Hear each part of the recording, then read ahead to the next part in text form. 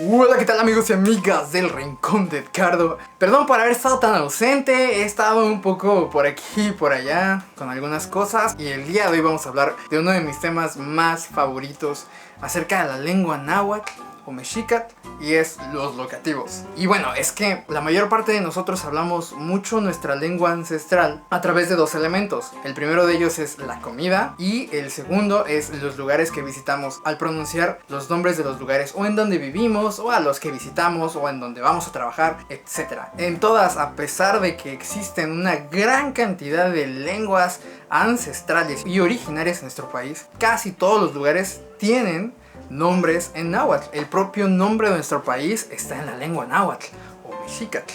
Pero no nada más en México hay nombres en lengua mexicana, sino también en otros países como, y aunque ustedes no lo crean, El Salvador, Nicaragua, Colombia, los Estados Unidos y hasta Canadá. Toda la información que presentamos aquí está basada en el método de lengua náhuatl aztecatl del maestro Lucio Carpanta, que a su vez fue maestro de uno de nuestros maestros, el maestro Juan Pichardo, y con base en lo que dice la teoría y nuestros maestros de montaña de Texcoco. Así que comencemos. Es que es muy diferente pronunciar los nombres de los lugares en náhuatl que en español, porque la mayor parte de los lugares que conocemos que tienen nombres en lengua náhuatl están pronunciados según el español. Y es que todas las palabras en la lengua náhuatl son graves. Eso quiere decir que vamos a acentuar en la penúltima sílaba. Generalmente en español casi todas las acentuaciones, sobre todo en los lugares que tienen el sufijo lan, están en la última sílaba y generalmente decimos Michoacán, Xocotlán, Acayucan, pero en la lengua mexicana diríamos Xocotlan, Michoacán, Acayocan, etc. Inclusive la misma pronunciación de la palabra México está castellanizada, ya que en lengua mexicana, mexicatl, o en lengua náhuatl diríamos Mexico en vez de México.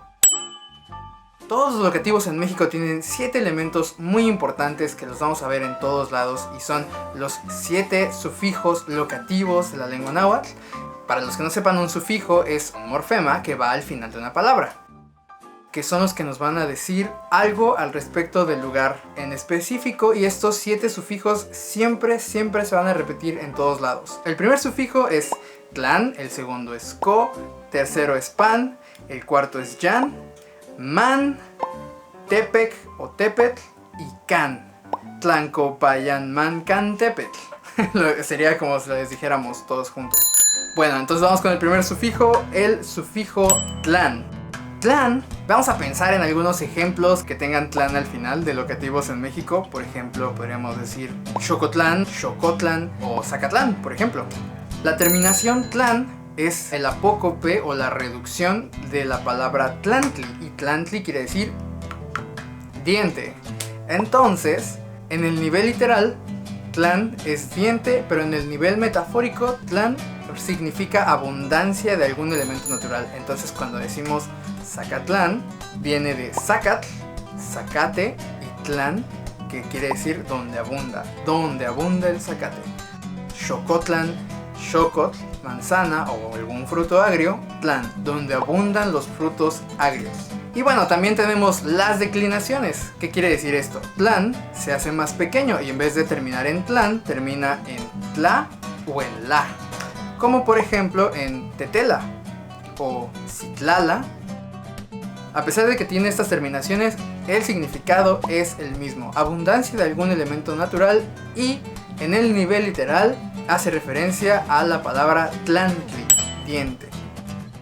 El siguiente locativo es co, y lo podemos encontrar en palabras como Texcoco, que es la forma correcta de pronunciar Texcoco, o en Huexotzinco. El sufijo locativo co viene de la palabra comitl, que quiere decir olla, y hace referencia a un lugar que fue construido por seres humanos exprofesamente. En el caso de Huexotzinco es huexotl, que es huejote o sauce, sin, que hace referencia a que es algo reverencial, algo importante, y co, que es un lugar que fue construido. Entonces esto ya nos da una idea de qué es realmente el lugar. Es un lugar donde hay sauces importantes y que estos sauces fueron puestos exprofesamente para ese lugar. O por ejemplo Tenancingo, que viene de Tenamit, muro, sin, la partícula reverencial que lo hace importante, venerable, y co. Entonces tendríamos en la importante o venerable muralla. Y también el locativo co ha sufrido una modificación por parte del idioma español, que es go. Entonces en vez de decir Tenancingo, podríamos decir Tenancingo o Huechotzingo o Acatzingo, por ejemplo. Pero tenemos que recordar que cada que veamos una G, una J o una F en los nombres que estén en náhuatl, quiere decir que ya están castellanizados, porque ninguno de estos sonidos existe en la lengua náhuatl. Siguiente locativo, el sufijo pan, y lo podemos encontrar en nombres como Iztapan, Tlalpan, por ejemplo. El sufijo pan viene de dos vocablos, que es pantli o pamitl. Pantli, que es bandera, y pamitl, que es muro en el nivel literal, y en el nivel metafórico hace referencia a algo que está parado o sobre algo. En el caso de Iztapan tenemos en la sal, Iztatl, sal, pan, en, sobre. También este sufijo declina a pa, nada más, como en Atzompa, por ejemplo, que quiere decir en los cabellos de agua. Después tenemos el sufijo can, que viene de canin, o sea, donde, y lo encontramos en pueblos como Atzacan en Veracruz o Acayucan. Atzacan viene de agua, zacua, cerrar, can, donde, en donde se cierra el agua. Y Acayucan viene de acatl, carrizo, yotl, que es esencia, o que también puede ser corazón, de yolotl. Can, donde, en donde está la esencia del carrizo. Después tenemos uno de los más interesantes, pero de los menos comunes, que es el sufijo locativo man, y viene de imanin, que es tiempo, y hace referencia a un lugar que es muy antiguo. Y lo podemos encontrar, por ejemplo, en Chocaman, uno de los municipios de Veracruz, donde significa choca, llora, man, y es antiguo. Esto tiene un significado metafórico bien profundo, porque hace referencia a donde hay lluvias desde hace mucho tiempo. En Chocamán, por ejemplo, existe la leyenda del Rey Man. Más o menos la leyenda dice que el Rey Man lloró porque los españoles quemaron el pueblo, pero, o sea, dentro del pensamiento náhuatl, Chocamán viene de esa cuestión de que las lluvias ahí son lluvias que existen desde hace mucho tiempo, y esto es porque en Chocamán existe el bosque mesófilo de niebla, que es un bosque antiquísimo, es un bosque más o menos de la época carbonífera, y es un bosque donde hay mucha lluvia. Entonces aquí vemos, ¿no?, cómo las formas locativas de la lengua náhuatl nos dicen cosas bien interesantes, muy profundas. Sigamos ya con uno de los últimos locativos, también no es tan común, pero es la terminación yan, y yan viene de yanquic, que quiere decir nuevo, y lo podemos encontrar en pueblos como Tlapacoyan. Tlapacoya es como un lugar donde se lava generalmente ropa. O Cuicayan. En Puebla existe el pueblo de Cuicayan, y esto quiere decir que es el lugar donde hay nuevos cantos. Viene de cuicatl, cantar, yan, nuevo. Y vámonos al último locativo en la lengua mexicana, y este es el más común de todos, y es tepec o tepetl. Aquí no hay ni una apócope, no se reduce la palabra, es la palabra entera. Y tepetl es cerro, y tenemos miles con tepetl. Tehuantepec en Oaxaca es una castellanización de Tecuantepetl, y es el cerro donde hay fieras o tecuanis. El tecuani es una fiera de monte que te come. Chapultepec, que también es la castellanización de Chapultepetl, o Cerro de Chapulín. Entonces estos son los prefijos locativos de la lengua náhuatl. Y bueno, vamos a entrar en materia de la discusión del debate lingüístico histórico. Aquí es donde se van a poner buenos los catorrazos. Pues yo los invito a la discusión, a que compartan y que comenten. Vamos a hablar de dos locativos cuyo significado y cuyo nombre ha sido pues muy trastornado, muy falsificado, diría yo. Y el primero de ellos es Tlaxcala, que sí existe Tlaxcala. Y bueno, Tlaxcala es la castellanización de Tlaxcalan, que viene de Tlaxcali, tortilla, y el apócope de Tlán, o sea, la, que hace referencia a abundancia, donde abundan las tortillas. Pero esto no tiene mucho sentido realmente.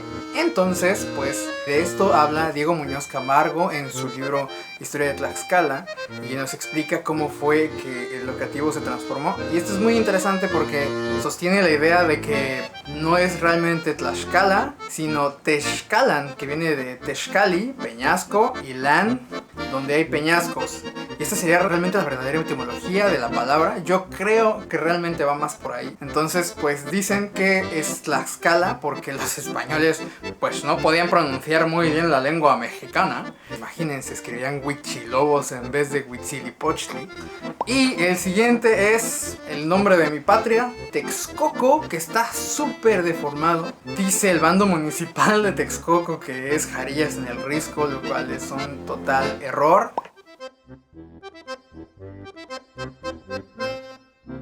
Jarilla se dice Atzoyatl y Risco es Texcali, entonces pues Atzoyatexcalan sería la tesis que sostiene el maestro Lucio Carpanta y obviamente la Culhuacán Calmecac, la maestra Fausta Linares, el maestro Hermilo, José Juárez Linares, todos mis maestros de la montaña, es que es lugar de detención. Tetzikuco viene del prefijo te. Esta partícula cuando está en conjunción con un verbo quiere decir que el verbo es hecho por personas.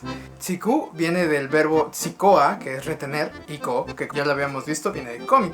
Entonces tenemos que Tetzikuco, ahora mal llamado Texcoco, es lugar de retención.